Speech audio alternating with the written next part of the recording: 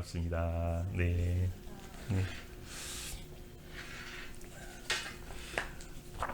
예수님의 실체를 대면하다라는 제목으로 함께 말씀을 나눠보도록 하겠습니다.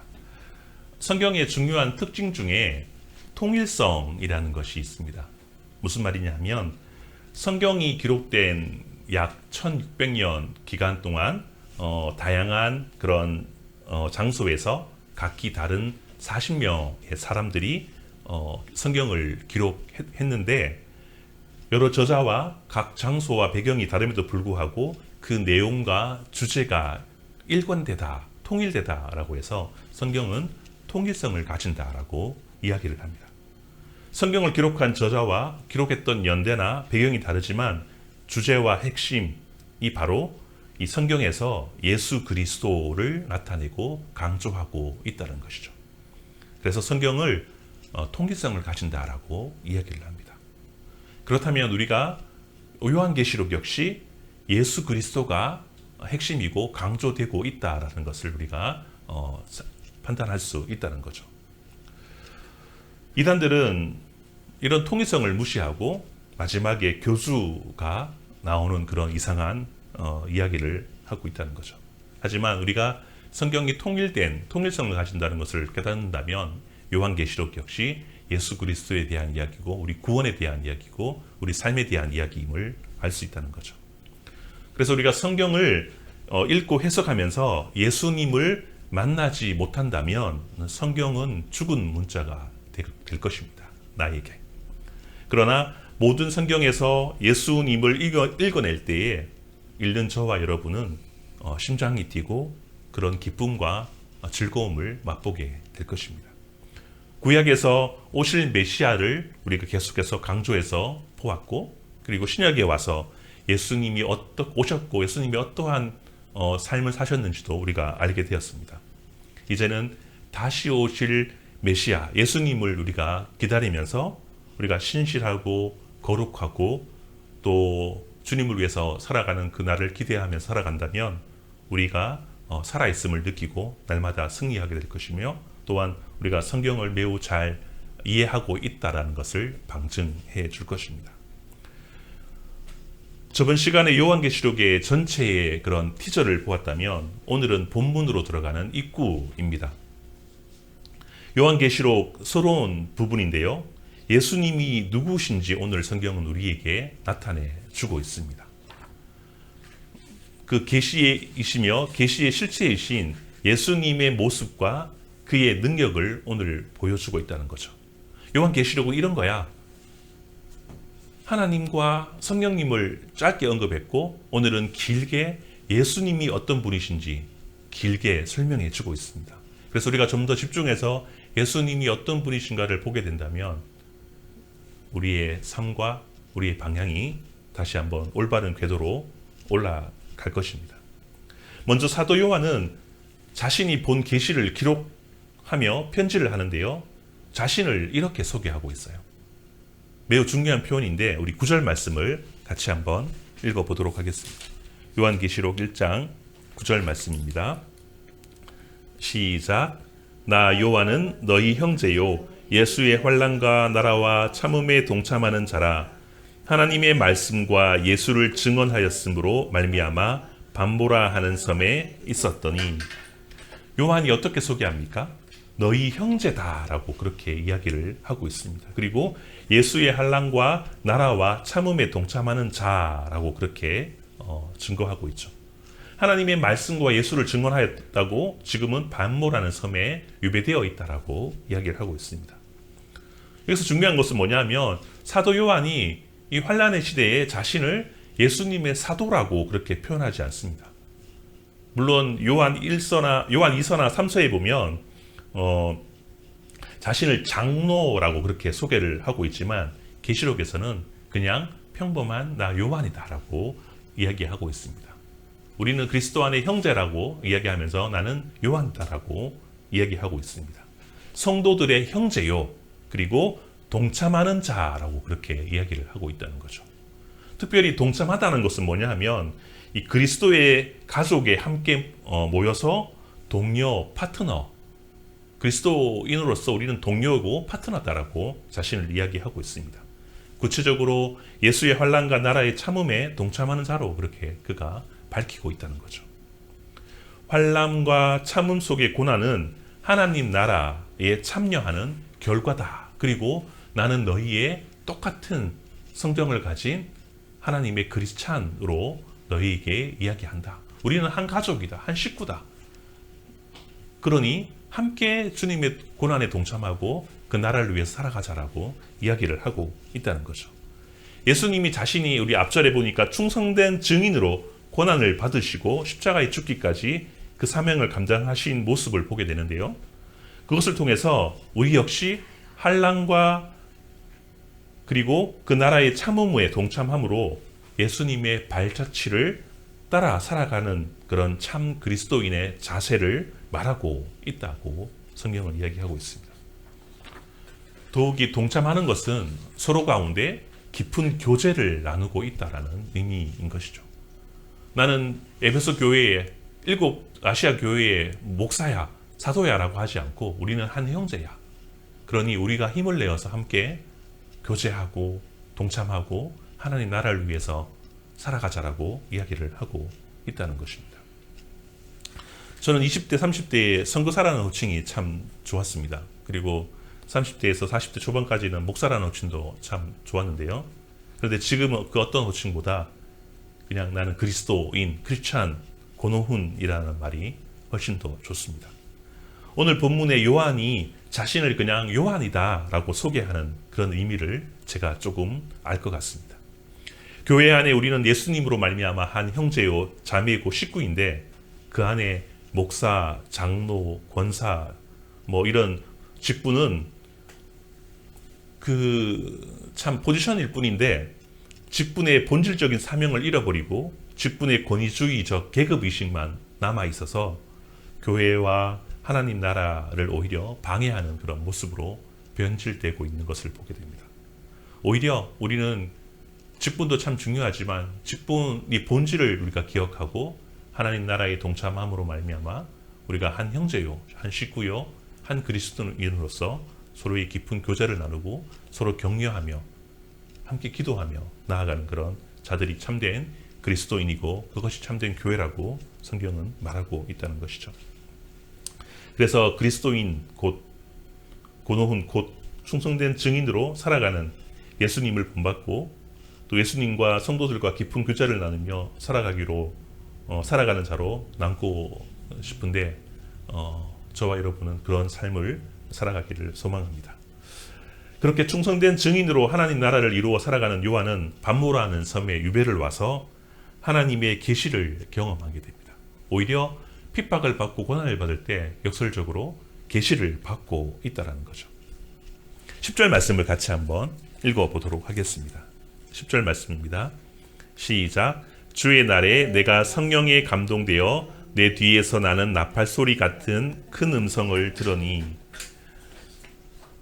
10절에 보니까 여기서 주의 날이라고 기록되어 있는데요. 주의 날은 종말의 시대나 마지막 날 재림한 날을 의미하는 것이 아니라 오히려 신천지나 이단들이 교주들이 종말의 시대에 또 계시록의 시대에 자신들이 교주가 되어서 감동되어서 하나님의 음성을 들었다라고 해서 이렇게 해석하는데 이거는 마지막 날의 의미가 아니고 썬데이, 주일을 의미하는 거죠.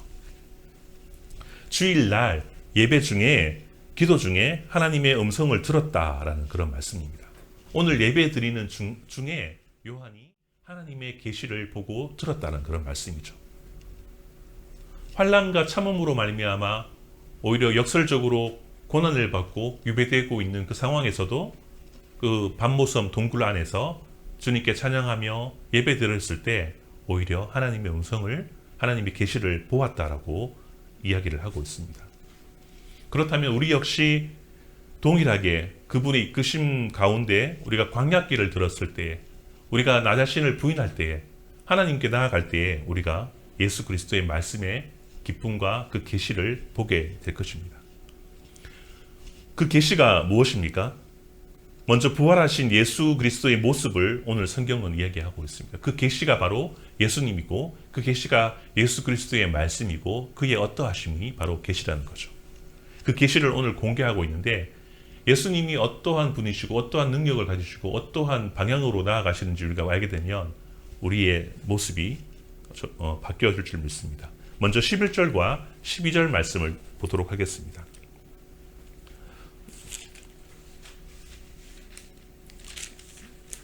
13절 말씀을 같이 한번 13절 말씀입니다. 읽어보겠습니다. 시작. 촛대 사이에 인자 같은 이가 발에 끌리는 옷을 입고 가슴에 금띠를 띠고 13절에 보니까 촛대 사이에 인자 같은 이가 발에 끌리는 옷을 입고 가슴에 금띠를 떴다라고 이야기하고 있습니다.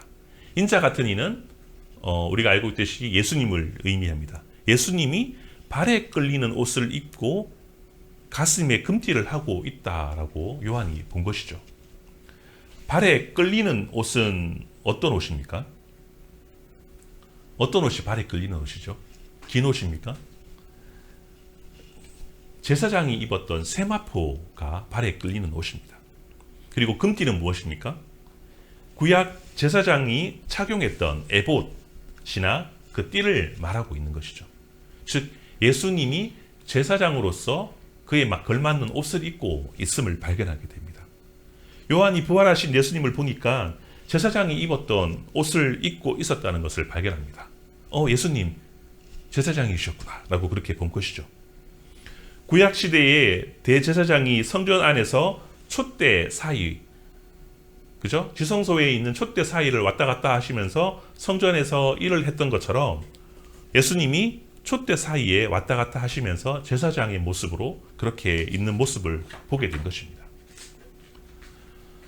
주님이 교회로 상징되는 촛대 사이에 자기 백성의 대제사장으로서 하나님께 중보하며 제사장의 일을 하고 있다는 거죠. 이런 모습을 보면서 오늘도 교회인 우리가 그 예수님이 왔다 갔다 하시면서 우리를 끊임없이 격려하고 중보하고 있음을 보게 된다는 것입니다. 나와 동떨어진 분이 아니라 나와 우리 곁에서 파라클레토스 성령님께서 우리와 함께 하심으로 예수 그리스도가 우리 안에 거하시고 함께 계심을 우리가 보게 된다는 거죠. 오늘도 우리의 예배를 받으시고 우리를 위해 중보하셔서 또 우리의 기도 소리를 주님께서 듣고 하나님께 우리의 간구를 대신해서 간청하고 있다는 것을 기억한다면 우리가 살아갈 때에 우리의 기도가 당연히 이루어지고 또 우리의 삶이 겁날 것이 없다는 것을 우리가 믿음으로 고백하게 될 것입니다. 이어서 요한이 봤던 예수님은 또 이렇게 묘사하고 있는데요. 14절 말씀을 같이 한번 읽어보도록 하겠습니다. 14절 말씀입니다. 시작.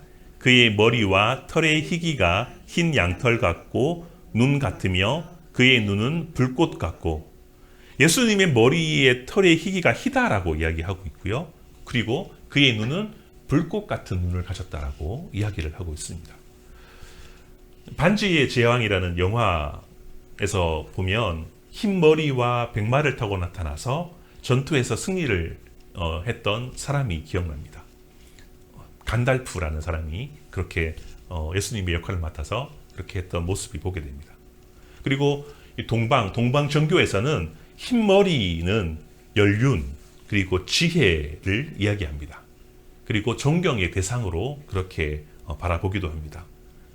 예수님이 지혜를 가지시고 연륜이 있으시고 존경의 대상자이시고 또 그가 큰 능력을 가지심을 우리가 이야기해 주고 있다는 거죠.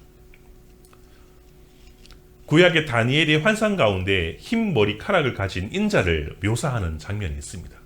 구약에서도 다니엘이 포로 중에서도 환상 가운데 계시 가운데 하나님을 인자를 보게 되는데 인자의 모습이 이렇게 설명되어 있습니다. 다니엘서 7장 9절을 한번 찾아보도록 하겠습니다. 다니엘 7장 9절 말씀입니다.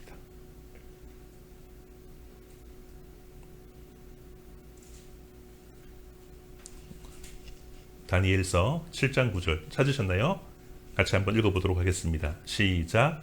내가 보니 왕자가 놓이고 옛적부터 항상 계신 이가 자정하셨는데 그의 옷은 희기가 눈 같고 그의 머리털은 깨끗한 양의 털 같고 그의 보좌는 불꽃이요 그의 바퀴는 타오르는 불이며. 구약에서도 인자를 다니엘을 통해서 보여주셨고요. 그리고 이 성경의 마지막 이 요한계시록에도 요한을 통해서 예수님의 모습을 보여주셨다는 거죠. 통일성 있게 예수님이라는 것을 이야기해주고 있습니다. 그리고 이 흰머리털을 가진 인자는 옛적부터 항상 계신 이라고 그렇게 소개를 하고 있습니다. 우리가 믿는 예수님은 피조물이 아니고요. 옛적부터 창세전부터 계셨던 분임, 그가 곧 하나님이시고 하나님의 아들이심을 이야기하고 있다는 것을 발견하게 됩니다. 그래서 창세기나 다니엘서나 그리고 요한계시록까지 그가 곧 예수님이시고 그가 어떤 분이심을 계속해서 알려주고 있다는 거죠. 통일성 있게. 거짓말이 아니야. 진실이야. 사실이야 라는 것을 알려주고 있다는 것입니다. 그의 연륜과 그의 지혜를 통해서 그가 만물을 다스리시는데 그가 곧 영광 받으시기에 합당한 분이심을 우리가 고백하고 믿어야 된다는 것입니다. 그리고 예수님이 다시 돌아가서 요한계시록 14절에 보니까 그의 눈은 불꽃 같다라고 이야기하고 있습니다. 말씀을 준비하다가 옛날에 만화 영화에 보면 그 화가 나서 혹은 힘이 폭발할 때 눈이 불타는 모습, 이글이글 스파크가 튀는 모습을 보곤 했는데 이글 아이라고 하면서 그런 모습들을 묘사하고 있는 것을 보게 됩니다. 이것은 뭐냐면 예수님이 그 세상의 죄악을 심판하시는 심판자의 은유적 표현인 것이죠. 사람의 중심을 살피는 신적인 통찰력도 물론 있지만 이 본문에서 악을 차단하고 불순종하는 자들에게 맹렬한 심판을 주시겠다는 하나님의 분노의 그런 것을 묘사하기 위해서 타오르는 눈을 묘사하고 있다는 것이죠. 악을 멀리하고 예수님을 믿고 순종하는 자들에게 온화한 모습과 대조적으로 예수님을 따르지 않는 무리, 대적자의 무리, 이단의 무리, 사탄의 무리들에게 하나님께서 그들을 반드시 좌시하시고 심판하시겠다는 그런 모습이라는 것입니다. 죄는 다른 것이 아니라 화살이 관역으로 날아가지 않고 다른 곳으로 날아가는 것을 죄라라고 이야기하고 있습니다. 우리의 인생의 방향이 예수님이라는 그런 관역으로 그가 원하시는 방향으로 날아가지 않는 것이 바로 죄인 것이죠. 그런 사람들에게 하나님이 불꽃 같은 눈으로 좌시하시고 그들을 어떻게 하시겠다라는 그런 하나님의 은유가 비유가 나타나는 것입니다. 그러기에 우리가 예수님을 항상 인정하고 우리 곁에 있다는 것을 믿는다면 우리가 은연중에도 순간순간에도 우리가 어떻게 살아가야 될지 또 어떻게 우리 모습이 정해져야 될지 또한 우리가 어떤 모습으로 죄를 짓지 않는 모습으로 살아가야 될지 우리가 순간순간 우리가 발견하게 될 것입니다. 이어서 요한은 예수님을 이렇게 묘사하는데요. 15절 말씀도 같이 한번 읽어보도록 하겠습니다. 15절 말씀입니다. 시작. 그의 발은 풀무불에 단련한 빛난 주석 같고 그의 음성은 많은 물소리와 같으며. 예수님의 발은 풀무불에서 빛난 주석 같다라고 이야기하고 있습니다. 뜨거운 불에서 정련된 반짝반짝한 단단한 그런 주석 같다라고 이야기하고 있습니다. 발이 주석이나 녹 같다고 표현하는 것은 다니엘 10장에서도 동일하게 이야기하고 있습니다. 인자의 발은 녹과 같다라고 이야기합니다.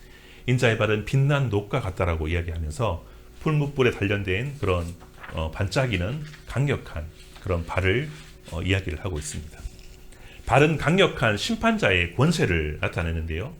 창세기 3장 15절에 보면 뱀에게 발을 물리신 표현이 나타납니다. 대신 인간은 뱀에게 발을 물렸지만 또 부활하신 주님은 뱀을 어떻게 하셨죠? 사탄의 머리를 발로 밟아 작사를 냈다라는 그런 표현들이 있습니다. 원수들을 발로 짓밟아서 콩가루를 만들었다는 그런 것을 능력을 얘기하는 거죠. 예수님의 발은 사탄을 짓밟아버리고 박살내버리는 하나님의 심판자의 권세를 이야기하고 있다는 것입니다. 예수님의 강력함을 이야기하고 있는 것이죠.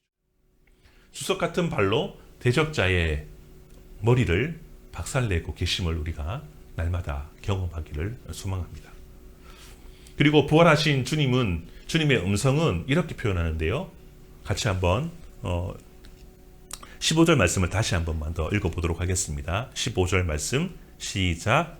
그의 발은 풀무불에 단련한 빛난 주석 같고 그의 음성은 많은 물소리와 같으며, 그의 음성은 많은 물소리와 같다라고 이야기하고 있습니다. 많은 물소리가 과연 어떤 의미일까요?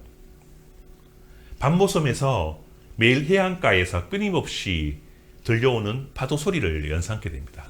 찰싹 찰싹 하면서, 한옥 목사님의 결말을 알면 두렵지 않다라는 요한계시록 책을 보면 거기에 한옥 목사님 본인 자신이 나야가라의 배를 타고 폭포 밑까지 가보았다라고 이야기하고 있습니다. 그의 경험을 이야기해 주는데 무려 1초에 7천만 톤의 물이 떨어지는데 그 소리가 엄청나게 커서 마치 고막이 터질 것 같은 그런 경험을 했다라고 합니다.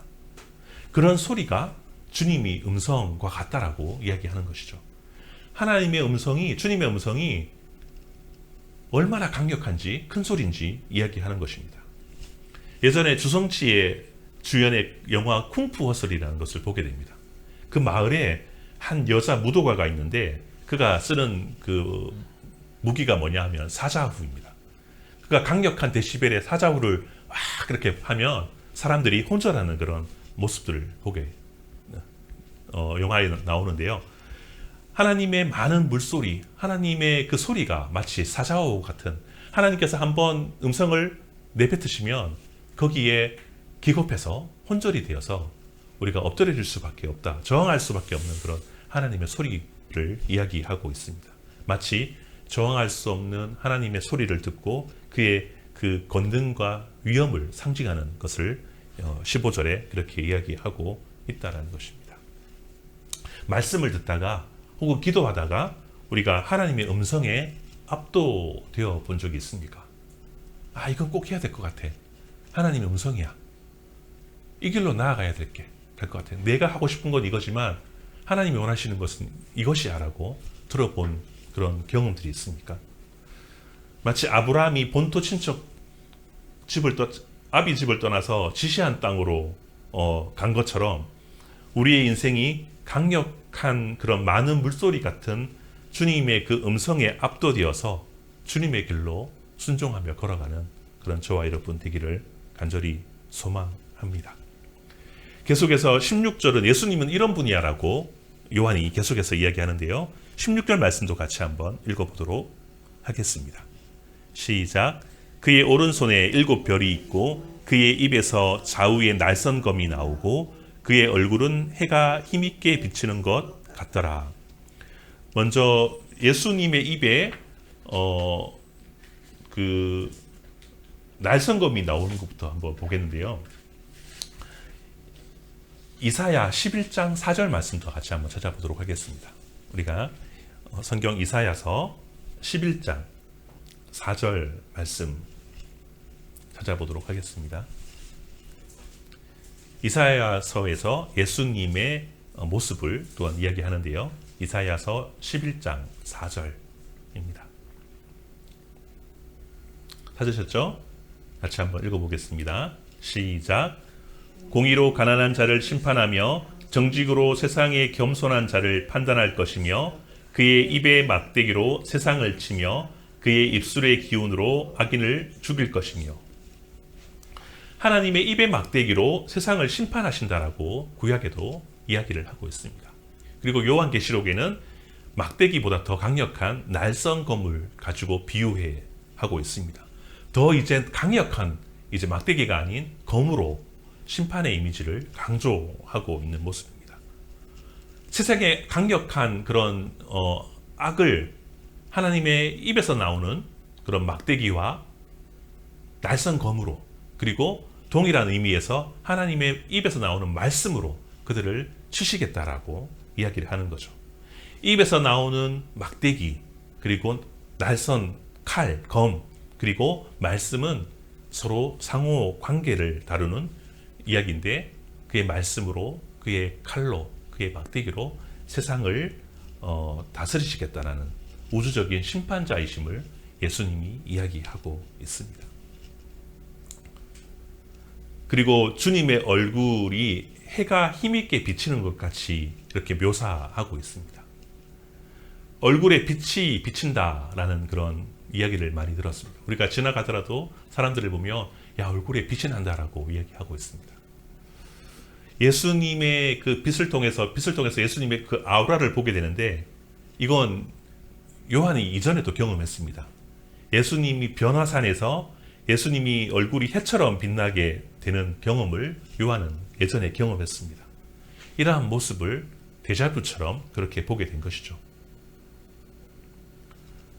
이 의미는 뭐냐 하면, 장차 만물이 새롭게 회복되는 그날에 주님을 따르는 모든 성도들이 예수님처럼 빛이 나게 될 것이다 라는 것을 이야기하고 있습니다. 그 말씀이 어디에 있냐면 마태복음 13장 43절에 기록되어 있습니다. 마태복음 13장도 찾아보도록 하겠습니다. 마태복음 13장 43절입니다. 빛난다는 의미를 이야기해 주고 있습니다.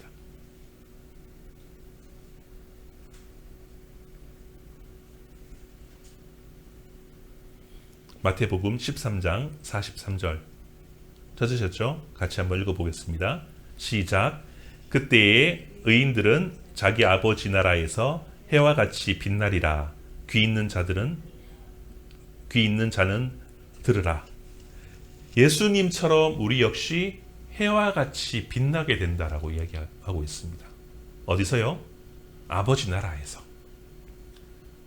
즉, 이 아버지 나라라는 것은 뭐냐면 천국을 의미하기도 하지만 하나님과 함께 이 땅을 살아가면서 천국을 맛보는, 하나님 나라를 위해 살아가는 사람들은 바로 지금 순간에도 만물이 소생되고 회복되어지는 그런 표현으로 얼굴이 환해진다는 것이죠.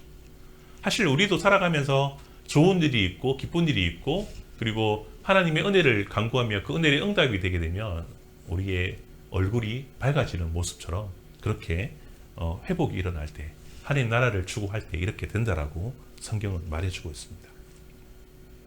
마지막으로 예수님의 오른손에 7별이 있다라고 이야기하는데요. 이것은 무슨 말입니까? 다음 시간에 조금 더 구체적으로 살펴보기로 하고요. 20절 말씀을, 요한계시록 1장 20절 말씀을 같이 한번 읽어보도록 하겠습니다.